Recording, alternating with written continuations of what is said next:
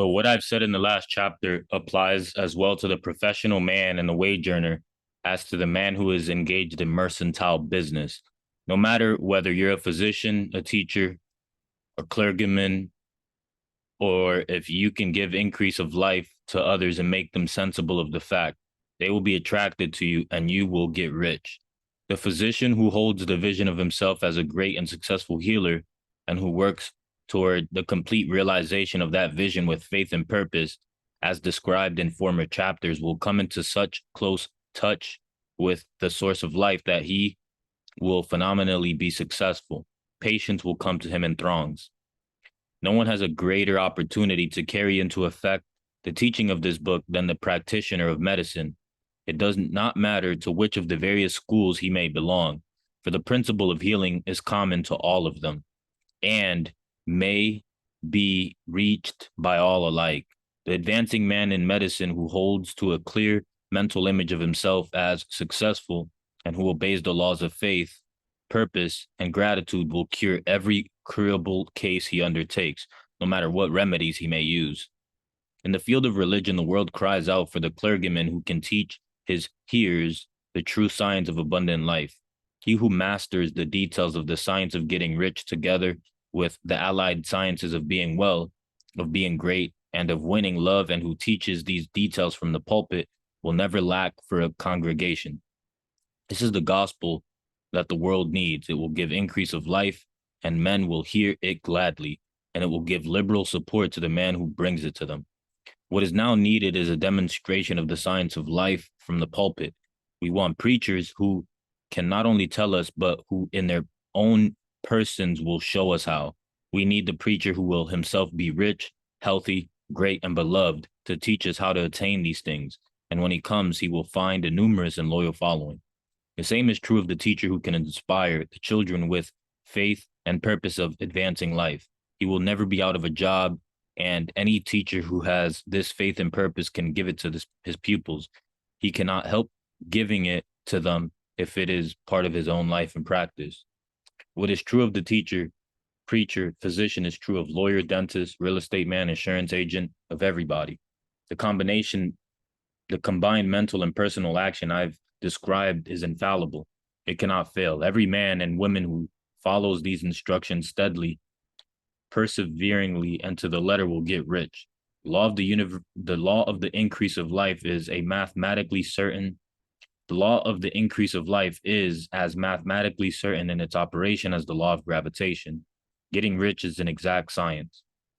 The wage earner will find this as true of his case as of any of the other mentioned. Do not feel that you have no chance to get rich because you're working where there is no visible opportunity for advancement, where wages are still and small and the cost of living high. Form your clear mental vision of what you want and begin to act with faith and purpose. Do all the work you can do every day and do each piece of work in a perfectly successful manner. But the power of success and the purpose to get rich into everything that you want. But do not do this merely with the idea of currying favor with your employer in the hope that he or those above you will see your good work and advance you. It is not likely that they'll do so. The man who is merely a good workman, filling his place to the very best of his ability and satisfied with that, is valuable to his employer, and it is not to the employer's interest to promote himself. He is worth more where he is. To secure advancement, something more is necessary than to be large for your place. The man who is certain to advance is the one who is too big for his place and who has a clear concept of what he wants to be. Who knows that he can become what he wants to be and who is determined to be what he wants. Do not try to be more than fill your present place with a view to pleasing your employer. Do it with the idea of advancing yourself. Hold the faith and purpose of increase during work hours, after work hours, and before work hours. Hold it in such a way that every person who comes in contact with you, whether foreman, fellow work, or social acquaintance, will feel the power of purpose radiating from you, so that everyone will get to the sense of advancement and increase from you. Men will be attracted to you, and if there is no possibility for advancement in your present job, you will very soon see an opportunity to take another job. There is a power which never fails to present opportunity to the advancing man who is moving in obedience to law. God cannot help anyone, or God cannot help you if you act in a certain way. He must do so in order to help himself. God cannot help. God cannot help helping you. Okay, so I'm gonna say that again because that was a twin. God cannot help helping you if you act in a certain way. He must do so in order to help himself. There's nothing in your circumstances or in your industrial situation that can keep you down. If you cannot get rich working for the Steel Trust, you can get rich on a 10-acre farm. And if you begin to move in a certain way, you will certainly escape from the clutches of the Steel Trust and get on to the farm or wherever else you wish to be. In a few thousands of its employees, if a few thousands of its employees would enter upon a certain way, the Steel Trust would soon be in a bad plight. It would have to give its workmen more opportunity or go out of business. Nobody has to work for a trust. The trust can keep men in so-called hopeless conditions only so long as there are men who are too ignorant to know of the science of getting rich or too intellectually slothful to practice it. Begin this way of thinking and acting, and your faith and purpose will make you quick to see any opportunity to better your conditions. Such opportunities will speedily come for the Supreme, working in all and working for you will bring them before you. Do not wait for an opportunity to be all that you want to be when an opportunity to be more than you are now is presented and you feel impelled toward it. Take it. It will be the first step toward a greater opportunity. There's no such thing possible in this universe as a lack of opportunities for the man who is living the advancing life. It is inherent in the constitution of the cosmos that all things shall be for him and work together for his good, and he must certainly get rich if he acts and thinks in a certain way. So let wage-earning men and women study this book with great care and enter with confidence upon the course of actions it prescribes. It will not fail. Some cautious and concluding observations. Many people will scoff at the idea that there is an exact science of getting rich, holding the impression that the supply of wealth is limited. They will insist that social and governmental institutions must be changed before even considerable number of people can acquire a competence. But this is not true. It is true that existing governments can keep the masses in poverty, but this is because the masses do not think and act in a certain way. If the masses begin to move forward as suggested in this book, neither government nor industrial systems can check. All systems must be modified to accommodate the forward movement. If the people have the advancing mind, have the faith that they can become rich and move forward with the fixed purpose to become rich, nothing can possibly keep them in poverty. Individuals may enter upon a certain way at any time and under any government and make themselves rich. And when any considerable number of individuals do so under any government, they will cause the system to be so modified as to open the ways for others. The more men who get rich on the competitive plane, the worse for others. The more who get rich on the creative plane, the better. The economic salvation of the masses can only be accomplished by getting a large number of people to practice the science method set down in this book and become rich. These will show others the way and inspire them with a desire for real life, with the faith that it can be attained, and with the purpose to attain it. For the present, however, it is enough to know that neither the government nor which you live nor the capitalistic or competitive system of industry can keep you from getting rich. When you enter upon the creative plane of thought, you'll rise above all these things and become a citizen of another kingdom. But remember that your thought must be held upon the creative plane. You are never for an instant to be betrayed into regarding the supply as limited or into acting on the moral level of competition.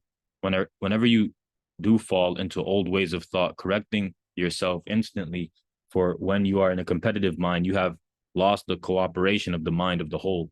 Do not spend any time in planning as to how you will meet possible emergencies in the future, except as the necessary policies may affect your actions today. You are concerned with doing today's work in a perfectly successful manner and do not with emergencies which may arise tomorrow, You can attend to them as they come. Do not concern yourself with questions as to how you shall surmount obstacles which may loom upon your business horizon, unless you can see plainly that your course must be altered today in order to avoid them. No matter how tremendous an obstruction may appear at a distance, you will find that if you go on in a certain way, it will disappear as you approach it, or that a way over or around it will appear. No possible combination of circumstances can defeat a man or who is proceeding to get rich along strictly scientific lines. No man or woman who obeys the law can fail to get rich, any more than one can multiply 2 by 2 and fail to get 4. Give no anxious thought to possible disasters, obstacles, panics, or unfavorable combinations of circumstances. It is time enough to meet such things when they present themselves before you in the immediate present, and you will find that every difficulty carries with it the wherewithal for its overcoming. Guard your speech. Never speak of yourself, your affairs, or of anything else in a discouraged or discouraging way. Never admit the possibility of failure, or speak in a way that infers failures as a possibility. Never speak of the times as being hard or of business conditions as being doubtful. Times may be hard and business doubtful for those who are on the competitive plane, but they can never be so for you. You can create what you want, and you are above fear. When others are having hard times and poor business, you'll find your greatest opportunities. Train yourself to think of and to look upon the world as something which is becoming, which is growing, and to regard seeming evil as being only that which is undeveloped. Always speak in terms of advancement. To do otherwise is to deny your faith, and to deny your faith is to lose it. Never allow yourself to feel disappointed. You may expect to have a certain thing at a certain time and not get it at that time, and this will appear to you like failure. But if you hold your faith, you'll find that the failure is only apparent. Go on in a certain way, and if you do not receive that thing, you'll receive something so much better, then you will see that the seeming failure was really a great success. A student of this science has to set his mind on making a certain business combination which seemed to him at the time to be very desirable, and he worked for some weeks to bring it about. When the crucial time came, the thing failed in a perfectly inexplicable way. It was as if some unseen influence had been working secretly against him. He was not disappointed. On the contrary, he thanked God that his desire has been overruled, and he went steadily on with a grateful mind.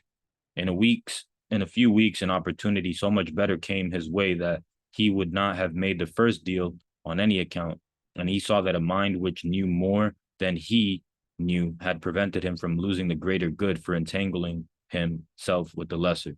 That is the way every seeming failure will work out for you. If you keep your faith, hold to your purpose, have gratitude, and do every day all that can be done that day, doing each separate act in a successful manner. When you make a failure, it is because you have not asked enough. You have not asked for enough.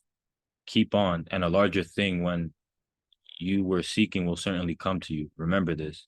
You will not fail because you lack the necessary talent to do what you wish to do. If you go on as I've directed, you'll develop all the talent that is necessary to the doing of your work.